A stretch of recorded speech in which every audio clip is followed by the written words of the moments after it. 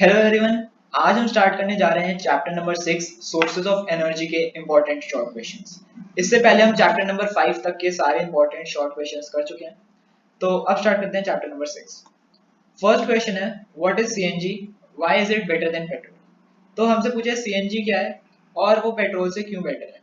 तो what is CNG का मतलब हमसे ये पूछे कि सीएनजी स्टैंड्स फॉर, मतलब what is the full form of CNG. तो CNG stands for compressed natural gas. ये चीज अब तक आप में से काफी लोगों को पता होगी कि सीएनजी को हम कंप्रेस्ड नेचुरल गैस कहते हैं। अब ये बेटर देन पेट्रोल क्यों है, मतलब पेट्रोल से ज्यादा हम इसको फायदेमंद मानते हैं, मतलब कि इसका ज्यादा यूज करते हैं। तो इसका रीजन क्या है कि जो सीएनजी है वो चीपर है पेट्रोल से। ठीक है, CNG is cheaper than petrol, मतलब सस्ती है पेट्रोल से। उसके बाद it has higher calorific value as compare to petrol. Calorific value का मतलब मैंने आपको बताया था कि वो 1 kg ऑफ सीएनजी जब बर्न करता है तो वो ज्यादा हीट प्रोड्यूस करता है एज कंपेयर टू पेट्रोल। और कैलोरीफिक वैल्यू का मतलब बस ये नहीं है 1 किलो, उसके अलावा मैंने और भी वर्ड्स बताए थे जो इंपॉर्टेंट है कैलोरीफिक वैल्यू में, कि इम्प्योर ऑक्सीजन, ठीक है, तो एट रूम टेम्परेचर, ये सब वर्ड्स जरूरी हैं कैलोरीफिक वैल्यू की डेफिनेशन के लिए। अभी के लिए आप ये समझ लीजिए कि जो सीएनजी है वो ज्यादा हीट प्रोड्यूस करता है जब पेट्रोल से ज्यादा हीट प्रोड्यूस करता है। And last it is less polluting, that is cleaner fuel. जो सीएनजी है वो लेस पॉल्यूटिंग, मतलब वो बहुत कम पॉल्यूशन क्रिएट करता है, वो एक क्लीनर फ्यूल कहा जाता है। ठीक है, सीएनजी को आजकल हम क्यों यूज करते हैं, मेन रीजन इसका यही है कि पेट्रोल जो है वो बहुत ज्यादा कार्बन डाइऑक्साइड एमिशन करते हैं, मतलब कार्बन डाइऑक्साइड रिलीज करते हैं जो हार्मफुल है। इसीलिए आजकल सीएनजी का यूज होता है, क्योंकि सीएनजी जो है वो कंपैरेटिवली बहुत ज्यादा कम वो वेस्ट प्रोडक्ट्स या फिर हम कहें कि पॉल्यूशन जो है वो बहुत कम क्रिएट करता है। ठीक है, next question, sunlight and air are inexhaustible natural resources. Correct. Sunlight जो है और जो एयर है ये इनएग्जॉस्टिबल नेचुरल रिसोर्सेज है। ठीक है, हम सबको पता है क्यों, बेसिक रीजन सबको पता है। सनलाइट जो है वो कभी भी आना बंद नहीं होगी, मतलब जब तक ह्यूमन मैनकाइंड जिंदा है, मतलब जब तक ह्यूमंस वगैरह जिंदा है तब तक सनलाइट आती रहेगी, क्योंकि एज सून एज सनलाइट जब जाएगी तो ह्यूमन सिविलाइजेशन भी खत्म हो जाएगी। तो सनलाइट जो है वो तब तक रहेगी जब तक, मतलब सनलाइट इज इमॉर्टल, सनलाइट हमेशा आती रहेगी, इनएग्जॉस्टिबल है, कभी खत्म नहीं होगी, सन कभी रोशनी देना खत्म नहीं होगा। सिमिलरली एयर, जो हवा है, जो एटमॉस्फेयर है अर्थ की, वो भी हमेशा मेंटेन रहेगी, हमेशा चलती रहेगी, कभी खत्म नहीं होगी। तो ये दोनों जो है ये इनएग्जॉस्टिबल है। अब इसको अगर हमें एक्सप्लेन करना तो हम कैसे करेंगे। Sunlight and air are the resources which are natural and can be used in unlimited quantity. ठीक है, नेचुरल रिसोर्सेज, नेचुरल तो ये हो गए क्योंकि भाई ये नेचर से हमें मिल रहे हैं, हमें हमने सनलाइट को हमने नहीं बनाया, ना एयर को हमने पैदा किया है। ठीक है, वो सब पहले से है नेचर में, हम उनको यूज कर रहे हैं, so that is natural and can be used in unlimited quantity. हम उन्हें अनलिमिटेड क्वांटिटी में यूज कर सकते हैं, जितना चाहे उतना यूज कर सकते हैं। भाई ऐसा थोड़ी ना है कि अगर किसी जगह पे धूप पड़ रही है तो कि अगर हम एक सोलर पैनल लगाएंगे तो ही सन उसमें आएगी, अगर हम दो लगा देते हैं तो फिर एनर्जी कम हो जाएगी, ऐसा नहीं होगा। अगर हम पूरी दुनिया को भी सोलर पैनल से ढक देते हैं तो वो सन उतनी ही एनर्जी देगा। ठीक है, हम जितनी चाहें उतनी सनलाइट यूज कर सकते हैं, सो इट इज अनलिमिटेड, कभी खत्म नहीं होगी वो। ऐसा थोड़ी ना कि भाई सनलाइट वहां पड़ रही है, वहां पे हमने सोलर पैनल लगा दिया, ठीक है, सारी सनलाइट उसने खींच लिया, वहां पे सनलाइट आनी बंद हो जाएगी, ऐसा तो नहीं होता, सनलाइट वहां पे फिर आएगी। So sunlight is unlimited. Similarly air है, हमने जहाँ पे विंड मिल लगाए, एयर वहां पे चल रही है, विंड मिल घूम रहे हैं, ऐसा तो नहीं है कि विंड मिल घूमेंगे तो वहां पे एयर आनी खत्म हो जाएगी। सो एयर भी क्या है, अनलिमिटेड है।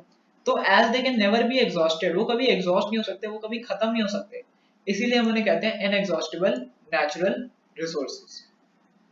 आई होप आपको समझ आया होगा। नेक्स्ट क्वेश्चन की तरफ बढ़ते हैं, write the name of 4 different varieties of coal. 4 different varieties के कोल के हमें नाम बताने हैं, तो नाम पूछे हमसे, 4 नाम होते हैं, पीट, लिग्नाइट, बिट्यूमिनस एंड एंथ्रासाइट। जिसमें से एंथ्रासाइट जो होता है, जो best best quality of coal माना जाता है, जिसमें 90% से ज्यादा कार्बन कंटेंट होता है।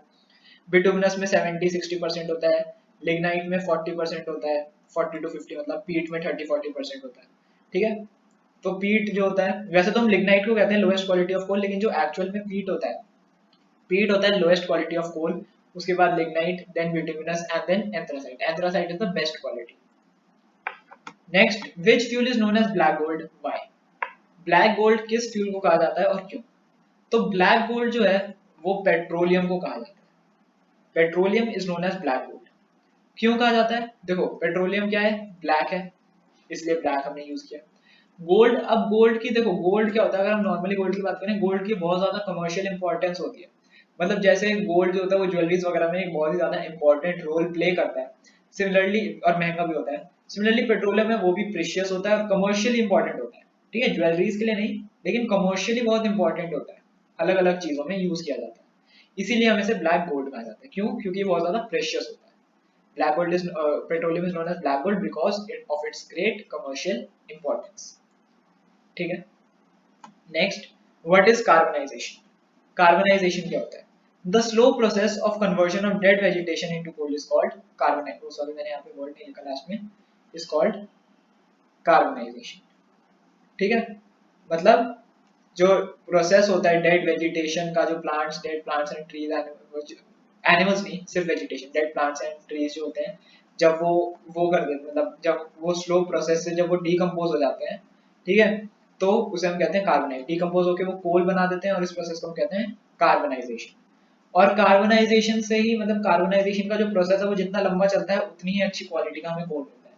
जैसे कार्बनाइजेशन हो गया, ठीक है, अब वो जितनी देर के लिए बरी रहते हैं उतनी देर के लिए उनकी जो क्वालिटी है वो बढ़िया, मतलब उतनी देर तक उनकी क्वालिटी अच्छी होती रहती है। जैसे मान लो कोल बना, कोल बनते ही हमने उसे एक्सट्रैक्ट कर लिया, तो that will be low quality of coal, वो पीट होगा या लिग्नाइट होगा।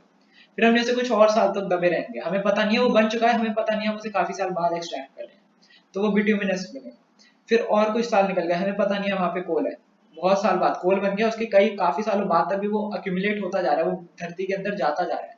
फिर जब वो जो कोल हम निकालेंगे वो होगा best quality, that is called anthracite.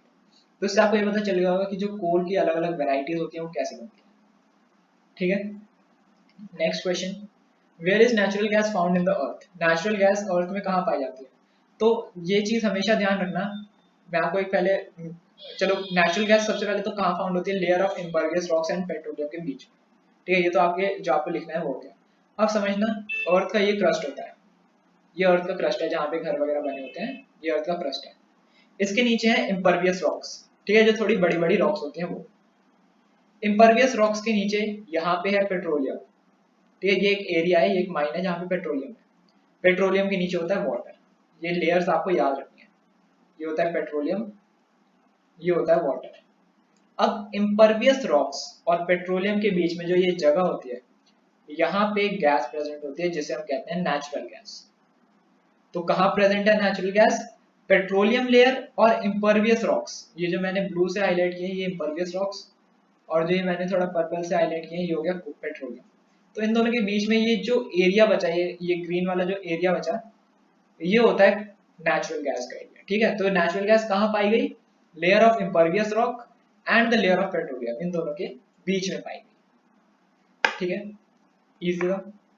Next करते हैं question eighth, sorry seventh, burning of fossil fuel is a major cause of global warming. Why?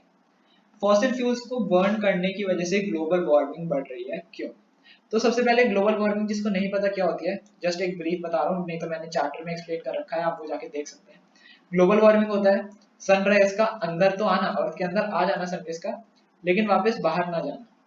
वापस बाहर क्यों नहीं जाते? क्योंकि कार्बन डाइऑक्साइड की लेयर उन्हें रोकती है, ठीक है। तो अब वो क्या होता है, सनलाइट अंदर ही ट्रैप हो जाती है, बाहर नहीं जा पाती, और उसकी वजह से क्या होता है, वो अंदर ट्रैप होती रहती है और अर्थ का पूरा एटमॉस्फेयर का जो टेम्परेचर है वो बढ़ता रहता है। गर्म सनरेज है तो अगर इकट्ठा होती रहेंगी तो टेम्परेचर बढ़ा देंगी, ठीक है। अच्छा, क्वेश्चन स्टार्ट करने से पहले एक डाउट मैं आपको और क्लियर कर देता हूँ। आप में से काफी लोगों को लग रहा होगा कि भाई सनलाइट जब अंदर आ जाती है, कार्बन डाइऑक्साइड, देखो कार्बन डाइऑक्साइड का अमाउंट बढ़ रहा है, ठीक है, ये अर्थ का एटमॉस्फेयर है, उसमें कार्बन डाइऑक्साइड का अमाउंट बढ़ रहा है, ये अर्थ का सरफेस है, उसके ऊपर ये अर्थ का एटमॉस्फेयर है। कार्बन डाइऑक्साइड का तो कंटेंट हर जगह है ना, तो जब सनलाइट अंदर आ रही है तो कार्बन डाइऑक्साइड उसे अंदर आने से क्यों नहीं रोक रही और बाहर जाने से रोक रही है? ऐसा क्यों? इसका रीजन ये है कि जब सनलाइट ऊपर से नीचे आती है तो उसकी इंटेंसिटी बहुत ज्यादा होती है, और इतनी ज्यादा इंटेंसिटी काफी है कार्बन डाइऑक्साइड को ब्रेक करके अंदर आने के लिए। लेकिन जब वो अर्थ के क्रस्ट से टकराती है, जब वो यहाँ से टकरा जाती है, तो उसकी इंटेंसिटी बहुत कम हो जाती है। क्यों? क्योंकि जिस सरफेस पे वो टकरा रही है उसकी बहुत ज्यादा हीट उस सरफेस पे ट्रांसफर हो रही है। जैसे अगर आप धूप में बैठोगे तो आपका शरीर गर्म हो जाता है, तो गर्म क्यों हो रहा है? क्योंकि सनलाइट की जो हीट है वो आपकी बॉडी में अब्सॉर्ब हो रही है, तो थोड़ी सी हीट आप में अब्सॉर्ब हो गई, थोड़ी सी रिफ्लेक्ट हो गई। तो अब देखो थोड़ी सी ही रिफ्लेक्ट हुई है ना, जितनी आई थी पूरी की पूरी तो रिफ्लेक्ट नहीं हो रही, थोड़ी सी रिफ्लेक्ट हुई तो उसकी इंटेंसिटी कम हो गई। अब उसकी इंटेंसिटी इतनी कम हो गई है कि वो कार्बन डाइऑक्साइड की लेयर को ब्रेक करके वापस ऊपर नहीं जा सकता।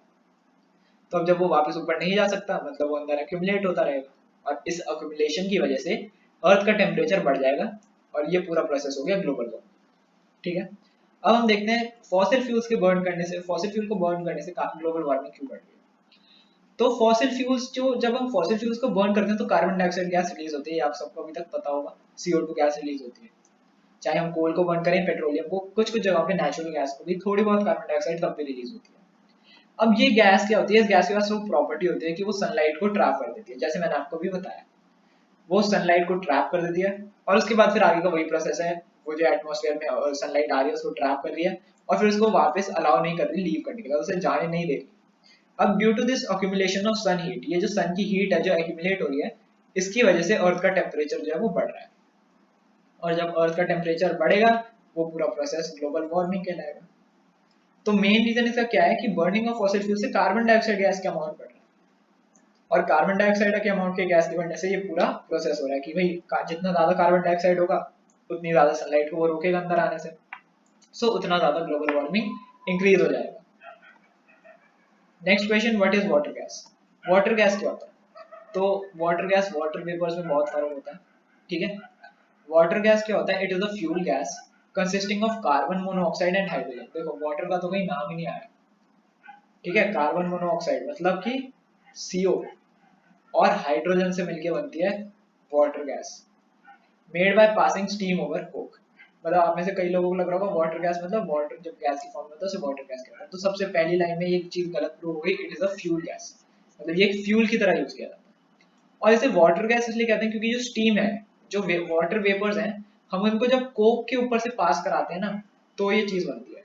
कोक क्या है, कार्बन का एक पार्ट है, जब हम उससे वाटर पास करते हैं H2O तो ये ऑक्सीजन इसमें चिपक जाती है, तो ये कार्बन मोनोऑक्साइड प्लस H2 ये पूरी एक गैस बन जाती है जिसे हम कहते हैं वाटर गैस, और ये वाटर गैस ही एक फ्यूल की तरह काम करती है। Next what is anthracite. तो एंथ्रासाइट क्या होता है, anthracite is the best variety of coal, अभी हमने ऊपर पढ़ा एंथ्रासाइट जो होती है वो एक बेस्ट वैरायटी होती है कोल की। It is a hard coal and contains over 90% of carbon, मतलब 90% से ज्यादा तो कार्बन होता है, मतलब 90% से ज्यादा वो मटेरियल होता है जो बर्न कर सके। So it is the best variety of coal, काफी हार्ड होता है और ब्लैक होता है। Next fill in the blanks. First coal is one of the fuels used to cook food को, मतलब मैंने आंसर्स लिखे हुए हैं सबके। कोल क्या होता है, कोल एक तरीके का फ्यूल होता है, fuel used to cook food. ठीक है, यहाँ पे ब्लैंक था, उसका आंसर आएगा fuel. Next, when heated in air coal burns and produces mainly dash gas. कौन सी गैस प्रोड्यूस करता है, कार्बन डाइऑक्साइड। कोल क्या है, कोल एक फॉसिल फ्यूल ही तो है, फॉसिल फ्यूल जब बर्न करते हैं तो कार्बन डाइऑक्साइड गैस रिलीज करते हैं। Next, coal tar is a black thick dash with an dash smell. तो कोल तार क्या है, एक थिक लिक्विड है, coal tar is a liquid with an dash smell. अब देखो यहाँ पे ना थोड़ी सी इंग्लिश में ध्यान देना, यहाँ पे एन लिखा है तो ऑफ कोर्स यहाँ पे एक वॉवेल साउंड होगी, सो इसलिए मैंने अनप्लेजेंट लिखा है। अगर यहाँ पे विद अ होता, विद अ, तो यहाँ पे अनप्लेजेंट नहीं आता, यहाँ पे आता पंजेंट स्मेल। पंजेंट स्मेल का मतलब भी वही होता है, थोड़ी भारी भारी स्मेल, तो यहाँ पे आपको थोड़ा सा ये इंग्लिश का भी ध्यान रखना है। Next, petroleum dash and dash are fossil fuel. Petroleum के अलावा दो और फॉसिल फ्यूल कौन से होते हैं, नेचुरल गैस एंड कोल। आगे दोनों लिख सकते हैं, petroleum, natural gas and coal are fossil fuels. Next, sun and wind are dash sources of energy. तो अभी हमने ऊपर पढ़ा सन और एयर जो होते हैं वो इनएग्जॉस्टिबल सोर्सेज ऑफ एनर्जी होते हैं, मतलब वो कभी खत्म नहीं होते, इनएग्जॉस्टिबल, रिन्यूएबल, नेचुरल रिसोर्सेज। ठीक है, ये सब आप देख सकते हैं। Next, the slow process of conversion of dead vegetation into coal is called. ये भी अभी हमने ऊपर पढ़ा, जो स्लो प्रोसेस होता है डेड वेजिटेशन का कोल में कन्वर्ट होना, उसे हम कहते हैं carbonisation. Next, coal and petroleum are formed from dead remains of organisms and are known as, मतलब basically coal and petroleum को हम क्या कहते हैं, coal and petroleum are known as fossil fuels. Next, during the process of coal to get coke, coal tar and dash are also obtained. मतलब जब हम कोल को प्रोसेस करते हैं कोक बनाने के लिए तो एज अ साइड प्रोडक्ट दो चीजें निकलती हैं। तो वो आपसे दोनों में भी ब्लैंक पूछ सकता था, यहाँ पे उसने एक में ही पूछा है। तो जो दो चीजें निकलती हैं वो होती हैं कोल तार and coal gas. Coal tar होता है लिक्विड एंड कोल गैस एक गैस होती है, ये दोनों as a side product release होते हैं। Ninth, the process of separating various constituents of petroleum is known as destructive distillation. Destructive distillation क्या होता है, पेट्रोलियम को एब्सेंस ऑफ एयर में थोड़ा सा हीट करना ताकि उसके अलग अलग कॉन्स्टिट्यूएंट्स में उसे ब्रेक करा जा सके, उसे हम कहते हैं डिस्ट्रक्टिव डिस्टिलेशन। ठीक है, absence of oxygen. Last, excessive burning of fossil fuel is a major cause of global warming. अभी हमने ऊपर बात करी पूरी प्रोसेस की। जब ज्यादा फॉसिल फ्यूल्स बर्न होते हैं, ज्यादा कार्बन डाइऑक्साइड गैस रिलीज होता है और उससे ग्लोबल वार्मिंग होती है। फिर ग्लोबल वार्मिंग के साइड इफेक्ट्स मैंने आपको चैप्टर में एक्सप्लेन किए थे कि भाई ग्लेशियर्स मेल्ट कर जाते हैं, ग्लेशियर्स के मेल्ट करने से वाटर लेवल बढ़ जाता है, फिर फ्लड्स और सुनामी आ सकते हैं। इसी के साथ हमारा chapter number 6 sources of energy पूरा हो गया है। अब नेक्स्ट वीडियो में हम करेंगे नेक्स्ट चैप्टर।